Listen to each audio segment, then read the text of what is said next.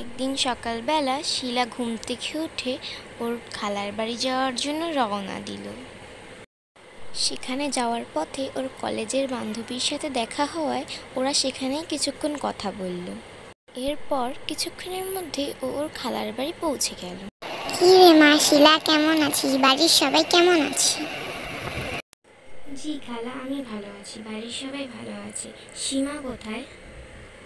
সীমা উপরের ঘরে আছে, গিয়ে দেখো। আচ্ছা খালা, তাহলে আমি উপরে গেলাম। কিরে সীমা, কি করছিস? এই তো বসে আছি। তুমি কখন এলে আপু? কেমন আছো? এই তো এক্ষুনি এলাম। আমি ভালো আছি, তুই বল, তুই কেমন আছিস? আমি আর কেমন থাকবো, আমার তো সুখে থাকার আশাই হারিয়ে গেছে। কেন, তোর আবার কি হলো?